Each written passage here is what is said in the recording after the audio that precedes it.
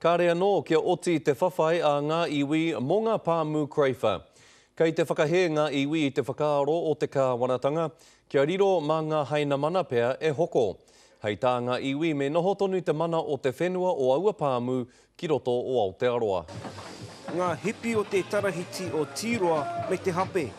Engari hei tā te heamana o ngā whenua, e hara te kāwanatanga i te hēpara pai, mo te hokotanga o ngā pāmu Crayfa. Our group has served papers on Mr Bill English, Maurice Williamson and the Minister of Lands and Information, as well as the company that's interested in purchasing the 16 Crayfa farms. There was a lot of information that we requested on the 9th of January through different government branches and the people handling the sale of the Crayfa farms. That information has not been forthcoming.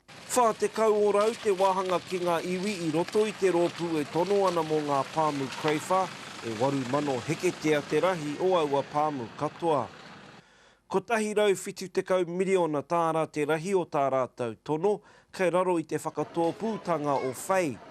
Ko te whakapai e 2 miliona tāra te wāriu o te tono, mo te kamupene o Penzine. E rua ngā pāmu Crayfa kei roto I te taone nei o Benidell e noho ana ki ngā tahataha o ngā pāmu kei raro. Ia hāri pene, e ai ki aia he nui ngā kōrero hohunu kei roto. Raukawa had a son, Rere Ahu. Where the Crayfa farms are situated, he had a past site there. The people lived in that area.